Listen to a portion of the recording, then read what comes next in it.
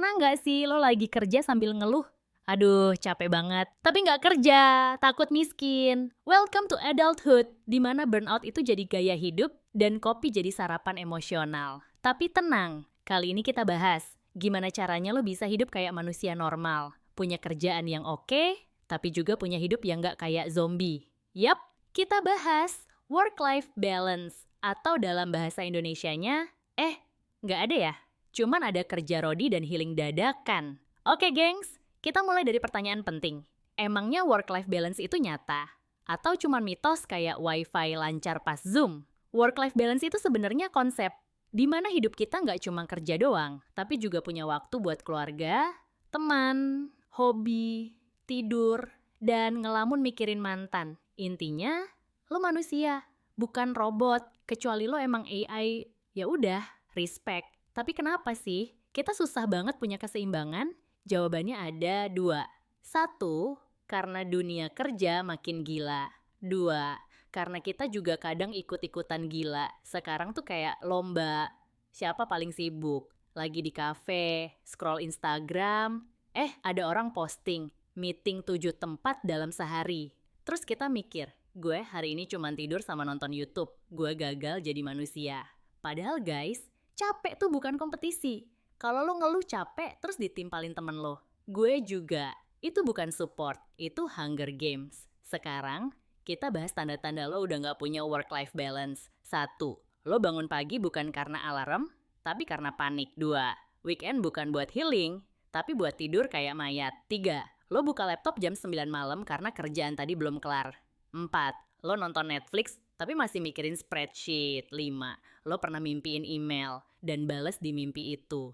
Kalau lebih dari 2 poin lo relate, ya udah, peluk dulu layar HP-nya. It's okay, you're not alone. Sekarang, gimana caranya biar hidup lo bisa lebih balance? Tenang, gue kasih tips yang masuk akal, yang gak ngawang-ngawang kayak just set boundaries and breathe. Lo pikir gue gak pernah nyoba? Tiap napas malah makin panik. Tips nomor 1, bikin batas waktu kerja yang realistis. Kalau kerja dari rumah, jam kerja bisa jadi jam bebas negara api. Tentukan jam kerja yang jelas. Misal 9 pagi sampai 6 sore. Di luar itu, jangan buka laptop. Kecuali kalau laptopnya bisa nyeduh kopi. Nah, itu beda cerita. Tips nomor 2, jangan semua dikerjain sekaligus. Multitasking itu mitos. Lo bukan alien, fokus satu hal dulu, kerjain. Baru lanjut ke yang lain, kecuali lo punya otak 4 core. Ya, meskipun itu pun bisa overheat. Tips nomor 3, belajar bilang enggak.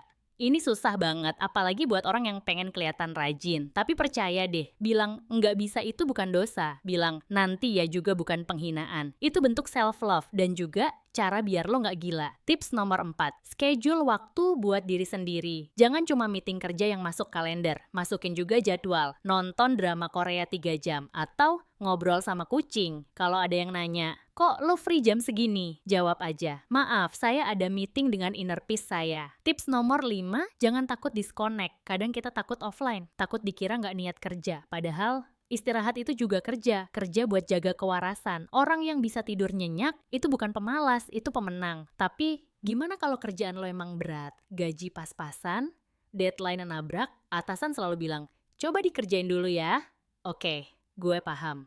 Gak semua orang bisa seenaknya pilih kerjaan. Tapi, lo tetap bisa atur ulang prioritas. Tanya ke diri lo, gue kerja keras buat apa? Kalau jawabannya, biar bisa hidup layak. Ya jangan sampai kerja keras itu bikin lo gak bisa hidup. Kadang kita lupa. Hidup ini bukan cuma soal survive, tapi juga soal menikmati. Gak harus tiap hari healing ke Bali. Kadang, duduk sambil denger lagu favorit juga udah cukup. Asal lo sadar, lo hidup bukan buat kerja doang. Terakhir nih, kalau sekarang lo lagi ngerasa burnout, ngerasa stuck, dan pengen kabur ke hutan, itu valid. Tapi sebelum lo pesan tiket ke Ubud, tarik napas, tutup laptop, ambil minum, dan tanya, apa yang gue butuh sekarang? Jawabannya bisa jadi tidur, atau makan, atau nonton video ini sampai habis, dan itu semua, oke, lo bukan mesin, lo berhak bahagia. Jadi gengs, work-life balance itu bukan tujuan akhir, tapi proses. Ada harinya lo sibuk banget, ada harinya lo bisa leha-leha. Yang penting,